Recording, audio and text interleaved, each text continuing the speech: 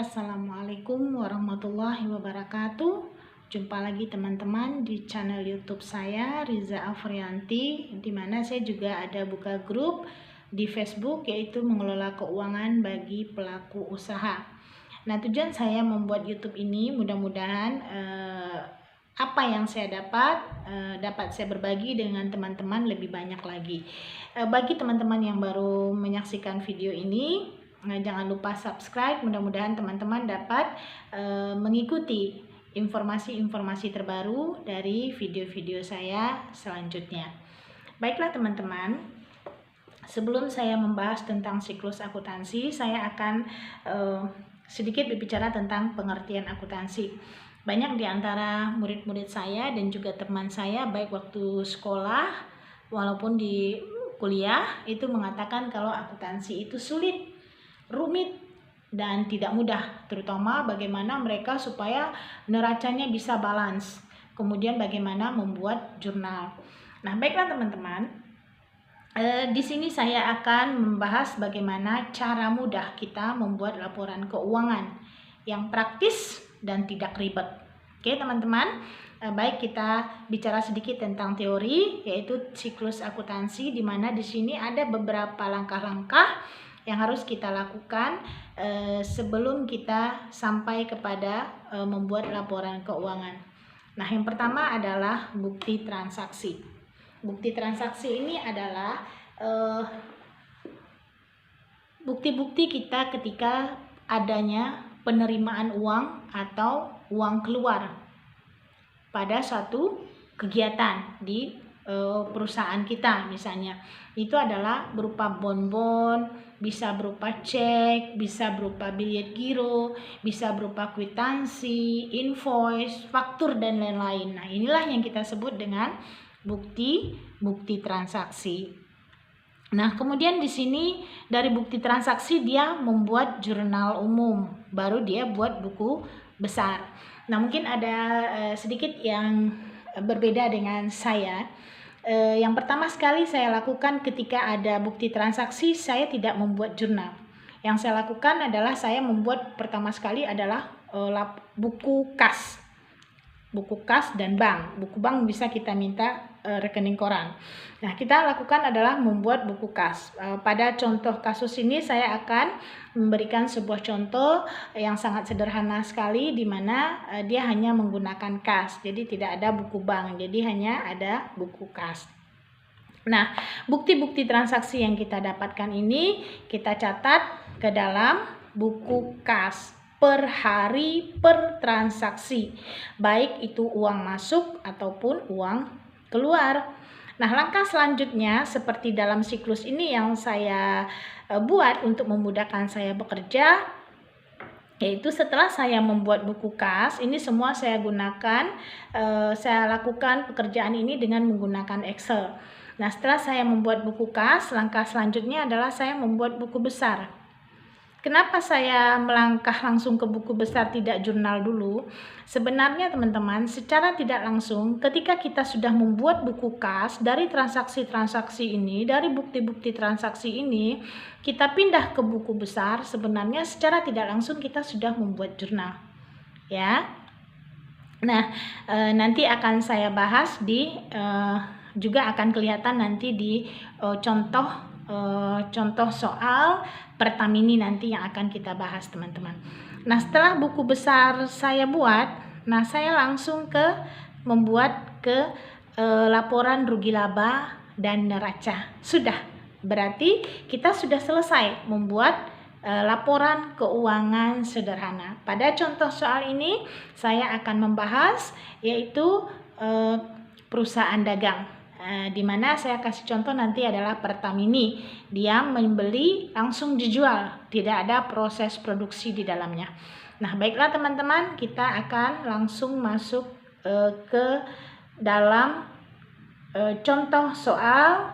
Kemudian nanti saya akan memberikan rumus bagaimana memudahkan kita dalam membuat laporan kas dan memasukkannya nanti ke buku besar. Secara tidak langsung kita ada menjurnal. Jadi kita harus tahu kapan akun itu didebit dan kapan akun itu dikredit. Nah, baiklah teman-teman, setelah sekilas tadi saya berbicara tentang teori, kita coba masuk ke contoh soal, di mana kali ini saya memberikan sebuah contoh yaitu Pertamini, yaitu dia menjual bensin untuk dia jual kembali dengan menggunakan sebuah mesin, tempat penyimpanan, dan juga tempat dia langsung memasukkan bensin ke dalam motor si pembeli. Nah, teman-teman, ini saya buat contoh dari awal dia mulai beroperasi ya. Dimana di sini Miko dia ingin membuka sebuah usaha, yaitu usaha Pertamini. Nah, langkah pertama yang dilakukan kalau seseorang ingin membuka usaha adalah penyetoran modal ya. Agar usahanya bisa jalan, dia harus menyetorkan uang ke tempat usahanya, ke perusahaannya. Dalam contoh ini dia menyetorkan uang untuk usaha Pertamininya, dimana pada tanggal 15 Januari 2020, saya kasih warna ya teman-teman ya. Nah, pada tanggal 15 Januari 2020 Miko dia menyetorkan uang ke Pertamininya sebagai modal usaha, yang mana uang itu digunakan nanti untuk membeli mesin Pertamini, untuk pengurusan izin-izin, untuk membeli alat pembakaran dan lain-lainnya. Nah, teman-teman, dari sini kita biar mudah menentukan kapan akun itu didebet, kapan akun itu dikredit, terlebih dahulu kita harus mengetahui pos-posnya. Ya, baik, kita coba lihat rumusnya. Nah, teman-teman, di sini ada akun-akun atau perkiraan ya, yang mana akun-akun ini ada di dalam neraca dan juga dalam rugi laba. Nah, teman, dari contoh pertama Pertamini Miko, ketika dia menyetorkan uang sebagai modal, berarti kita harus tahu dulu kapan dia didebet dan kapan dia dikredit. Kita harus tahu dulu akun-akunnya atau perkiraannya. Oke, sebelum kita masuk ke akun perkiraan, kita masuk ke persamaan akuntansi. Persamaan akuntansi adalah aktiva sama dengan hutang ditambah modal. Aktiva adalah harta ya. Harta ini dia terdiri dari dua, kita kelompokkan dua, di mana ada aktiva tetap, aktiva lancar. Nah, aktiva tetap ini dia berbentuk inventaris ya, karena dia masanya itu lebih dari 1 tahun.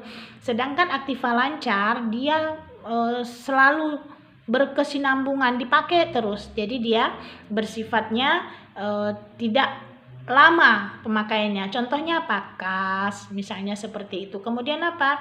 Bank, apalagi kemudian persediaan barang dagangan, apalagi perlengkapan barang dagangan, apalagi misalnya uang muka sewa, apalagi misalnya dia masuk asuransi, uang muka asuransi dan lain-lain, itu masuk ke dalam kelompok aktiva lancar. Nah, sekarang kita masuk ke kelompok hutang. Nah, hutang di sini juga bisa kita bagi menjadi dua, hutang lancar dan hutang jangka pendek atau hutang jangka panjang. Hutang jangka pendek ini bisa kita kelompokkan ke dalam hutang usaha. Contoh, kita membeli barang tersebut secara kita tidak bayar cash, mungkin jatuh temponya 3 bulan misalnya seperti itu. Itu masuk ke dalam hutang jangka pendek. Apalagi ada kewajiban-kewajiban apabila perusahaan tersebut sudah PKP, dia sudah punya NPWP, dia sudah PKP juga. Yang pertama sekali dia harus sudah NPWP dulu. Dia sudah punya kewajiban apa? Pajak. Nah, misalnya pajaknya harus dibayar bulan ini, tapi dia belum bayar. Nah, itu muncul dia hutang pajak misalnya. Kemudian itu masuk hutang jangka pendek. Nah, kemudian ada lagi namanya hutang jangka panjang. Hutang jangka panjang ini contohnya adalah ketika si pelaku usaha, si Miko tadi misalnya dia ingin mengembangkan usahanya. dia minjamlah ke bank. Misalnya jangka waktu dia 3 tahun. Nah, itu masuk ke dalam kelompok hutang jangka panjang. Apa contoh berikutnya? Yaitu leasing. Misalnya dia ingin membeli sebuah motor misalnya dengan jangka waktu 3 tahun. Nah, itu termasuk hutang jangka panjang. Nah, kemudian modal. Nah, 3 komponen ini, aktiva, hutang, dan modal itu masuk ke dalam neraca, nampak dan jelas kelihatan nanti di dalam sebuah laporan neraca. Kemudian beban dan pendapatan itu sangat berpengaruh nanti akan kelihatan di dalam laporan rugi laba. Nah, setelah kita melihat rumus tadi, kita kembali ke soal di mana si Miko tadi dia telah menyetorkan uang sebesar 15 juta sebagai modal. Ketika dia menyetorkan ke Pertamininya uang tersebut, berarti otomatis kasnya bertambah. Seperti kata rumus tadi, kas aktiva masuk ke dalam kas masuk ke dalam kelompok aktiva. Kas bertambah di debit, kas berkurang di kredit. Modal bertambah di kredit, berkurang di debit. Terbalik ya. Nah, sekarang kita sudah membuat buku laporan kas. Apalagi langkah berikutnya yang kita buat, yaitu buku besar. Ketika dia menyetorkan, berarti kan kita sudah membuat satu yaitu debit 15 juta. Kreditnya apa? Nah, kreditnya yaitu modal. Nah, jadi ketika kita membuat buku besar, secara tidak langsung sebenarnya kita sudah menjurnal. Jadi ketika kas kita buat debit, maka modalnya di sini akan posisinya akan di kredit ya. Nah, di sini. Nah, ini muncul dia di kredit 15 juta. Kita langsung otomatis kita sudah membuat buku besar 1 dan juga kita sudah membuat jurnal. Cuman kita tidak tuliskan di sini. Oke, berikutnya kalau teman-teman mau lihat jurnal bisa ya. Nah, ini dia. Nah, jadi pada contoh yang pertama itu ketika Miko dia menyetorkan uang, maka jurnalnya adalah kas bertambah di debit dan modal bertambah di kredit. Sekarang kita masuk ke soal kedua dan ketiga, di mana dalam usaha dia untuk membuka Pertamini tersebut ada beberapa hal yang harus dia lakukan. Yang pertama sekali dia harus mengurus izin atau biasa kita sebut dengan legalitas, izin usaha Pertamininya. Kemudian untuk ke tempat pengurusan izin tersebut dia butuh dong biaya transport. Biaya transport di sini bisa jadi karena itu untuk kegiatan usaha, walaupun misalnya pakai mobil dia, ya bensinnya usaha tadi yang menanggung, bukan dari uang pribadinya lagi. Nah, jadi di sini biayanya untuk biaya izin tersebut kita mengeluarkan uang ya dari kas tadi sebesar 300.000 dan kita mengeluarkan uang untuk biaya transport dari kas yang 15 juta tadi sebesar 152.000. Oke, contoh soal kedua dan ketiga yaitu biaya pengurusan izin, kemudian biaya transportasi. Nah, kita lihat kembali ke rumus. Ini rumus ya. Rumus memudahkan kita membuat jurnal dan juga buku besar ya, serta juga kita nanti memasukkannya ke dalam buku kas. Jadi kita tahu kapan dia debit, kapan dia kredit. Nah, biaya di sini beban biaya sama. Apabila beban atau biaya bertambah, maka dia akan bertambah di debit. Apabila beban dan biayanya berkurang, maka dia akan berkurang di kredit. Nah, kita kembali ke contoh soal. Nah, apapun yang keluar dari kas, entah itu biaya pengurusan izin, biaya transport, kita membeli mesin, berarti uang kita berkurang. Ketika uang berkurang, maka dia akan di kredit. Berarti kasnya kredit, debitnya apa? Mari kita lihat buku besarnya. Nah, kasnya adalah biaya izinnya kasnya berkurang 300 dan untuk transportasi juga kasnya berkurang. Nah, kita ambil dulu yang 300. Nah, jadi debetnya adalah biaya, yaitu biaya pengurusan izin Pertamini debet sebesar 300.000 dan kemudian debet lagi biaya transportasi sebesar Rp152.000. Nah, jadi kalau kita sudah membuat buku besar, otomatis teman-teman kita sudah membuat jurnal. Jadi nampak kelihatan di sini ya, di mana biaya izin usahanya debet, tadi di buku besar biaya, dan kasnya kredit itu di buku kasnya udah kita buat seperti itu. Nah, oke teman-teman, sekarang kita lanjut untuk soal berikut. Nah, setelah izin usahanya keluar, Miko dia mulailah membeli 1 unit mesin. Di sini dia membeli yang murah aja, yang manual, di mana harganya adalah sebesar Rp5.800.000. Nah, ketika dia membeli, seperti yang saya bilang, ketika saat setiap kas berkurang, setiap ada pengeluaran kas, entah itu pembelian atau biaya-biaya, itu pasti dia akan berkurang di kredit. Nah, bagaimana hanya dengan membeli mesin? Nah, mesin ini karena bisa dimanfaatkan lebih dari 1 tahun, mesin ini kita anggap sebagai aktiva, ya, dimana mesin bisa kita gunakan secara umur ekonomisnya 4 tahun. Jadi dia masuk ke dalam kelompok aktiva tetap. Oke teman-teman, kita kembali ke rumus. Nah, di sini rumus kita masukkan aktiva bertambah di debit, aktiva berkurang di kredit. Jadi ketika dia membeli mesin tersebut, maka kedua-duanya berpengaruh. Aktiva berkurang dan aktiva bertambah. Aktivanya berkurang yaitu aktiva lancar, ya, yaitu kasnya berkurang. Yang bertambah apa? Yang bertambah adalah aktiva tetap. Aktiva tetapnya yaitu inventaris. Kita anggap itu sebagai inventaris, yaitu mesin, 1 unit mesin.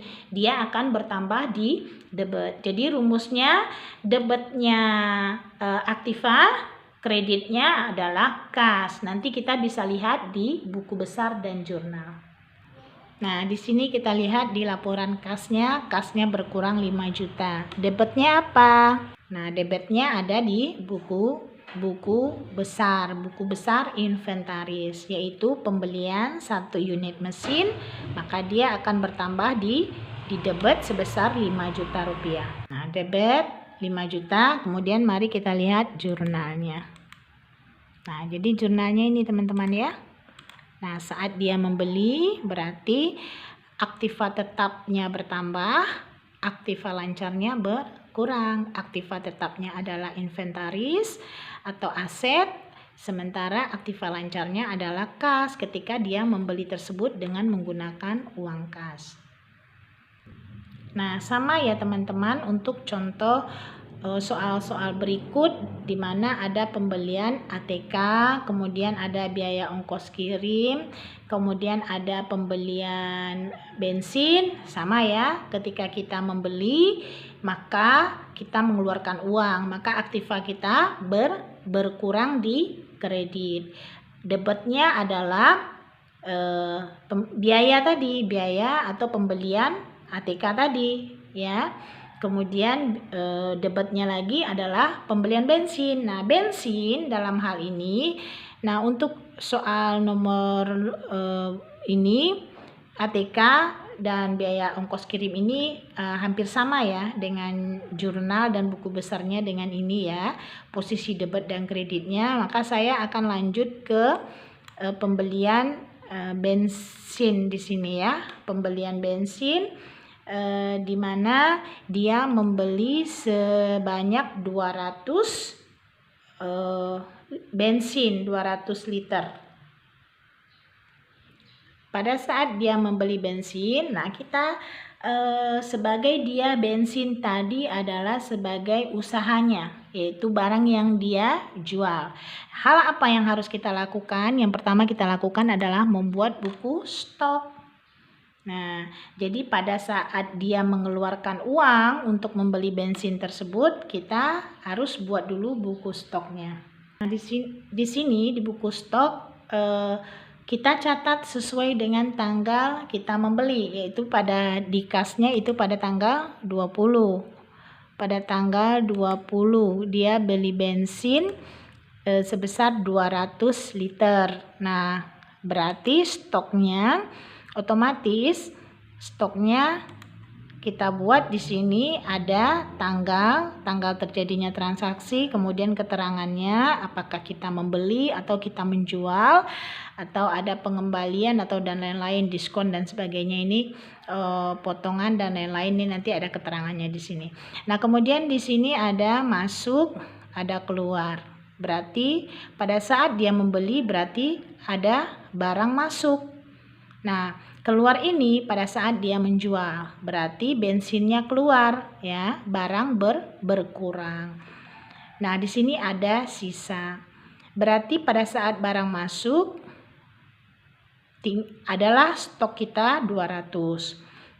Kemudian pada saat menjual maka dia akan berkurang. Nah, ini adalah HPP, yaitu harga pembelian kita, harga pokok pembelian kita, yaitu di sini 7.500.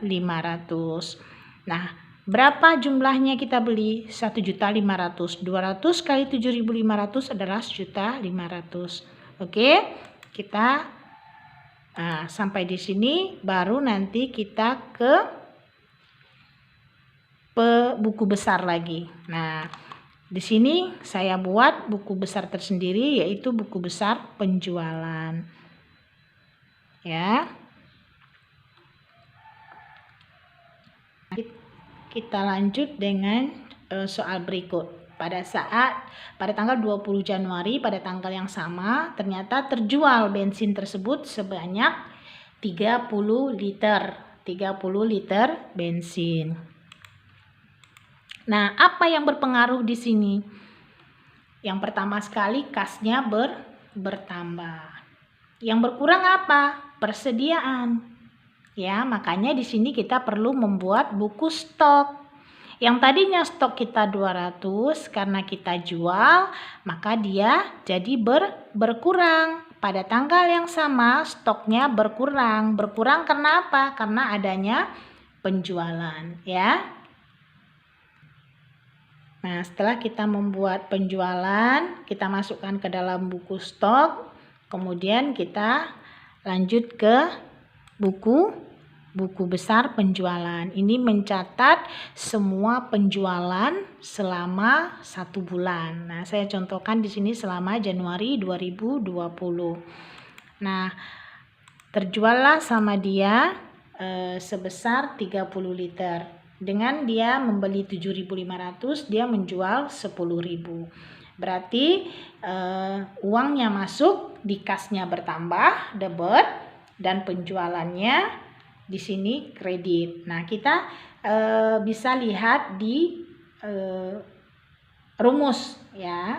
Nah, baru kelihatan kapan dia di debit, kapan dia di kredit. Nah, di sini di rumus ada tertulis pendapatan bertambah di kredit, pendapatan berkurang di debit.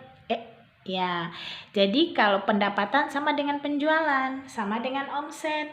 Jadi ketika kita menjual barang bensin tadi sebanyak 30 liter, otomatis itu merupakan pendapatan kita. Ketika pendapatan bertambah, maka pada buku kas kita lihat kasnya bertambah di debit sebesar 300.000. Kreditnya apa? Kreditnya adalah penjualan, ya. Penjualan sebanyak 30 liter sebesar Rp300.000.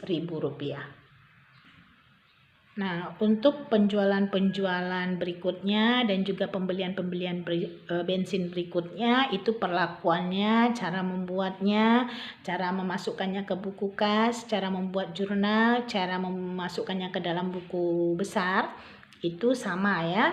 Nah, sekarang saya lanjut dengan kita membeli satu alat pemadam kebakaran. Nah, ini karena alat pemadam kebakaran ini secara ekonomisnya nilainya juga tidak terlalu besar, dan juga pemakaiannya juga bisa lama sih, tapi saya anggap di sini sebagai biaya aja. Saya tidak masukkan dia ke dalam inventaris. Nah, jadi di sini kasnya berkurang di kredit dan debitnya adalah biaya. Nah, biaya saya anggap pembelian 1 buah pemadam kebakaran. Nah, jadi supaya tidak terlalu banyak buku besar, jadi saya kelompokkan aja pemadam kebakaran ini ke dalam biaya lainnya, yaitu sebesar Rp140.000. Jadi kasnya berkurang, biayanya bertambah. Nah, berikutnya adalah biaya listrik. Nah, seperti saya bilang kemarin, untuk memudahkan kita untuk lebih sedikitnya buku besar yang kita buat. Nah, listrik ini saya gabung dengan biaya listrik, telepon, air. Air di sini bukan air minum aqua ya, tapi air yang kita bayar bulanan di PDAM. Nah, oke. Pada saat kita membayar biaya listrik, biaya telepon, biaya air, ini kita masukkan ke dalam satu buku besar yang namanya biaya LTA. Nah, nanti kita bisa lihat contohnya pada buku besar berikut. Nah, ini ketika dia bayar listrik, jadi dia biayanya bertambah di debit. Begitupun pada tanggal 27 dia ada bayar biaya telepon sebesar Rp150.000. Nah, untuk kasus Miko ini dia tidak ada membayar biaya PDAM ya, biaya bulanannya. Jadi hanya ada biaya listrik dan biaya telepon. Nah, biaya kebersihan lingkungan ini juga kita kelompokkan aja ke dalam biaya lainnya ya. Nah, ini ketika dia dibayar maka kasnya berkurang di kredit. Debitnya adalah biaya lainnya. Jadi untuk biaya lainnya ada beberapa transaksi pada bulan Januari 2020. Nah, ini biaya telepon tadi saya udah buatkan buku besar. Kemudian nah, ini sekarang ada biaya gaji. Jadi ketika suatu perusahaan, contoh di sini Pertamini Miko tadi, dia membayar orang untuk bekerja di Pertamininya.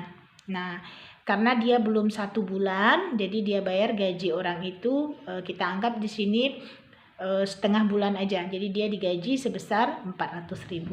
Nah, biaya dikeluarkan maka kasnya akan berkurang. Debitnya adalah biaya gaji atau biaya pegawai pada buku besarnya.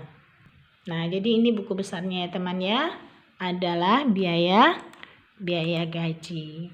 Jadi kita buatkan buku besarnya masing-masing. Nah, kemudian setelah kita semuanya sudah catat, baik juga stoknya kita udah catat semua, jadi semua barang masuk, barang keluar itu kita masukkan ke dalam buku stok. Untuk apa buku stok ini? Tujuannya adalah kita bisa menghitung pada akhir periode berapa sisa atau stok barang kita, persediaan barang kita yang akan dijual pada akhir periode. Yang kedua, kita untuk bisa menghitung berapa harga pokok produksinya untuk barang yang sudah kita jual sebanyak pada bulan Januari 2020 tersebut. Nah, baiklah teman-teman, setelah kita selesai membuat buku kas atau laporan harian kas, nah pada akhir periode kita akan mengetahui yaitu sisanya.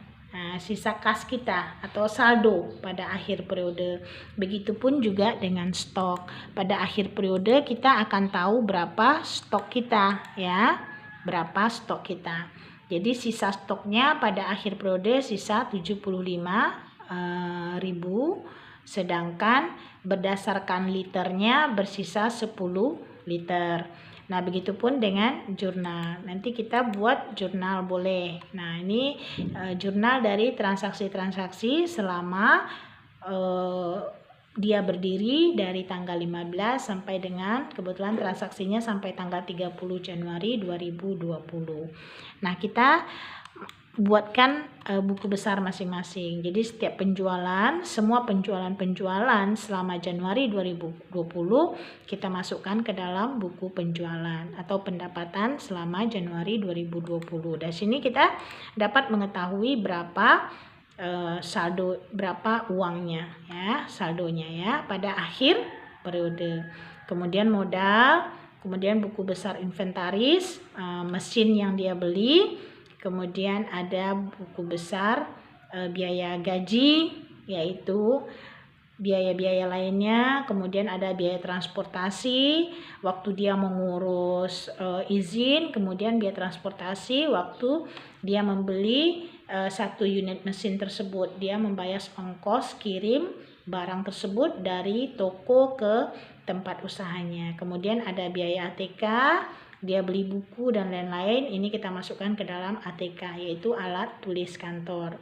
Nah, kemudian ada biaya LTA, listrik, telepon, dan air. Nah, oke, teman-teman, kita sudah membahas kas, stok, jurnal, dan buku besar. Oke, untuk pertemuan kali ini atau video kali ini saya akan membahas sampai dengan buku besar. Nah, untuk video berikutnya teman-teman saya akan membahas bagaimana cara membuat laporan rugi laba dan neraca. Oke, terima kasih. Assalamualaikum warahmatullahi wabarakatuh.